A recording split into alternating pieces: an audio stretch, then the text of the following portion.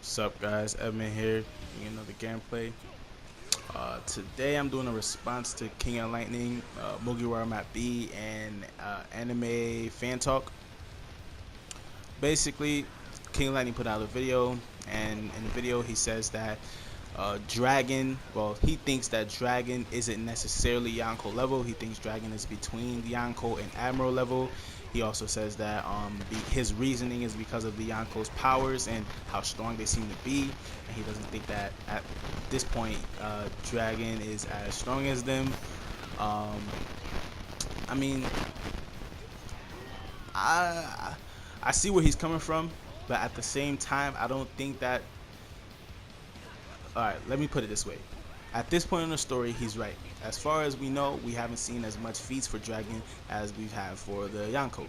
So in terms of that, I think he's right that the Yonko are stronger than him. But then Mugiwara Map B put out a response, and he goes that is not necessarily relevant who's stronger. It's just Map B thinks that Dragon is Yonko level. And I agree with Matt B.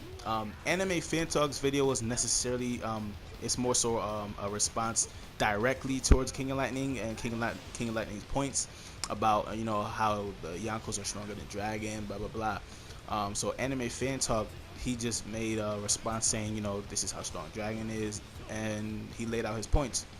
I agree with most of the things he was saying, but one of the points that I caught onto and I disagree with was his reasoning for Blackbeard and Dragon.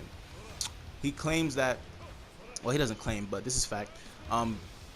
At a certain point in the story, Blackbeard displayed, I guess, the ability to destroy a town.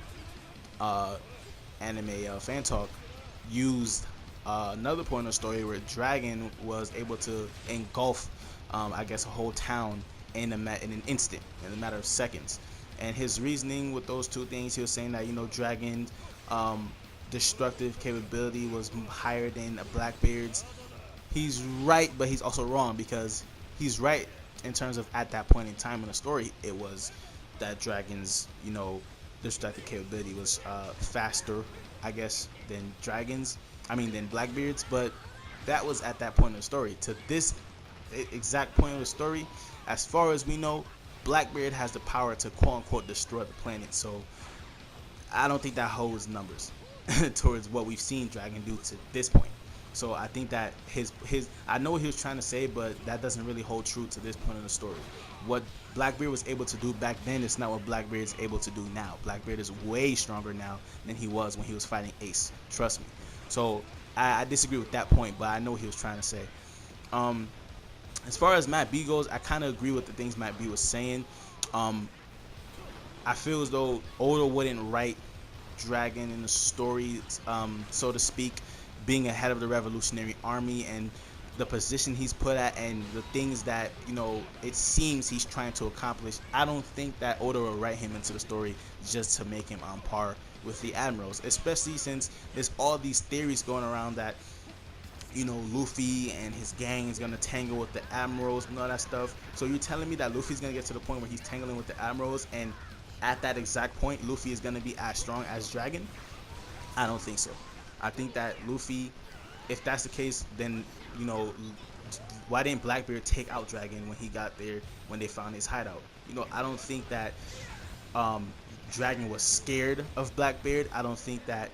I guess the CP0 was mentioning like a scuffle or something. Something happened. It was engulfed with flames, and I guess the revolutionaries had to leave. I don't think they had to leave for the reasons people are thinking they had to leave. I think Dragon just willingly left. I think Dragon felt like they were found and he just left. I don't think there was anything more to that. I don't think that there was a scuffle. I don't think he's afraid of Blackbeard. I don't think any of that was a good reasoning. I think his reasoning was more towards Blackbeard's reasoning in Marineford. But on a flip side of that, what I mean is, at Marineford, Blackbeard, when he was about to fight Shanks and them, he said, "We're not ready." So Blackbeard and his gang wasn't ready for that fight.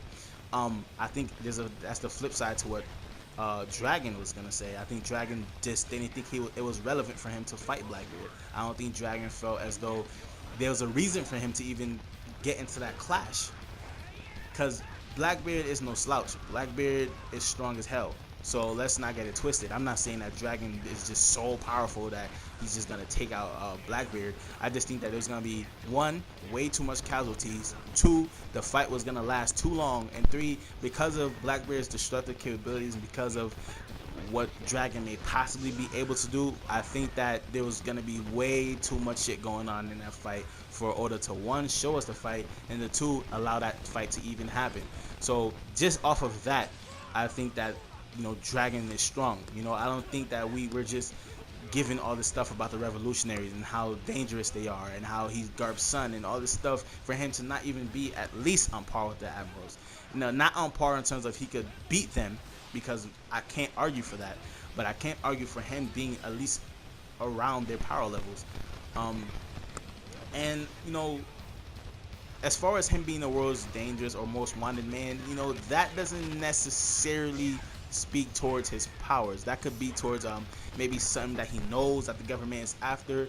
There could be numerous reasons why the government he's wanted. Like if we look at the bounties, everybody who has, or most people who have very high bounties, is not because of their powers or what they're able to, you know, the people who are they're able to fight. It's just the dumb shit that they're able to do, or the things that they get the government mad about.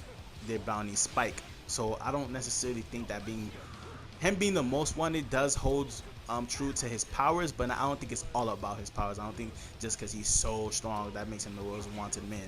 I don't think that makes him the strongest in the series or any of that. I don't think him being the most wanted man has anything to do with anything to do with his powers. I think there's more to it. So that's basically what I want to say. I think that King of Lightning is wrong to the point where I don't think that the facts that he was using is relevant enough yet. I think later on down the road, once we get more information about Dragon, King of Lightning will be right or wrong. At this point in the story, we don't have enough information about Dragon. If we're just going off of the things we know now, I mean, we could make assumptions based on like what Mugiwara Matt B was saying, or we could use the facts.